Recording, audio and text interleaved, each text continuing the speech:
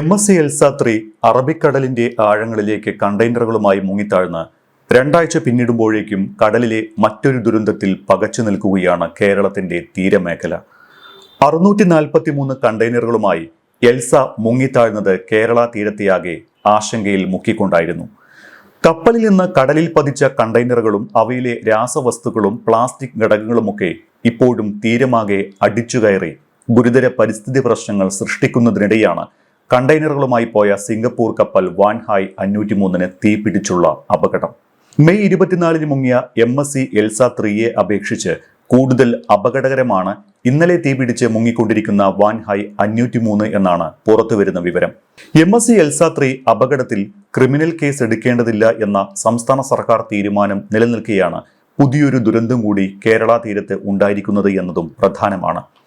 ഇതിന്റെ പ്രത്യാഘാതങ്ങൾ എന്തൊക്കെയായിരിക്കുമെന്നത് അടുത്തൊന്നും നിർണയിക്കുക സാധ്യവുമല്ല.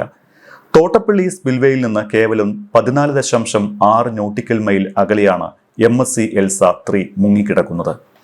ഇതിലുള്ള അപകടകരമായ വസ്തുക്കൾ അടങ്ങിയ കണ്ടെയ്നറുകൾ അടുത്തൊന്നും നീക്കം ചെയ്യാൻ സാധ്യതയില്ല.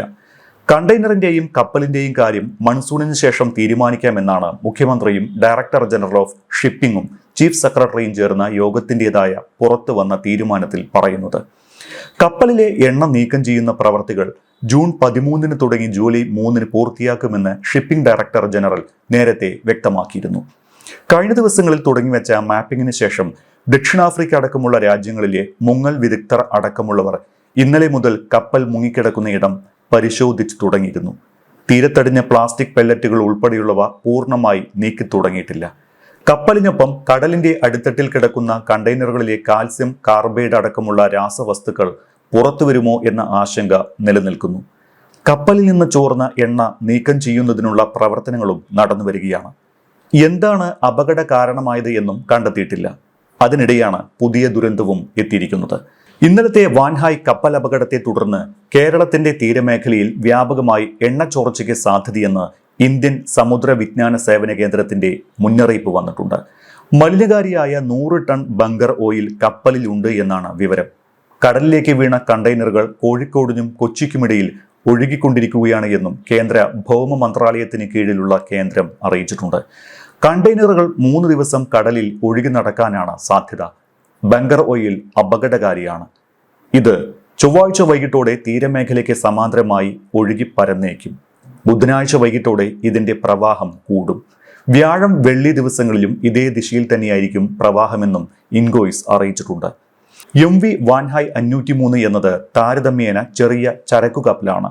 വലിയ ചരക്കു കപ്പലുകൾ വലിയ തുറമുഖങ്ങളിൽ ഇറക്കുന്ന കണ്ടെയ്നറുകളെ ആഴം കുറഞ്ഞ തുറമുഖങ്ങളിലേക്ക് കുറഞ്ഞ ചെലവിൽ എത്തിക്കുകയാണ് ഇത്തരം ചെറു കപ്പലുകൾ അഥവാ ഫീഡർ മെർക്കന്റൈൽ വെസലുകൾ ചെയ്യുന്നത്.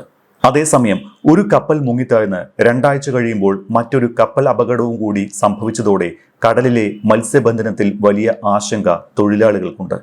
കടലിൽ ഒഴുകിപ്പരക്കുന്ന കപ്പലിൽ നിന്നുള്ള വസ്തുക്കൾ മത്സ്യത്തൊഴിലാളികൾക്ക് സൃഷ്ടിക്കുന്ന ബുദ്ധിമുട്ടുകൾ വിവരണാതീതമാണ്. ഇതിനിടെ ഇന്നലെ അർദ്ധരാത്രി മുതൽ സംസ്ഥാനത്തെ മൺസൂൺ കാല ട്രോളിംഗ് നിരോധനവും നടപ്പിലായിട്ടുണ്ട്.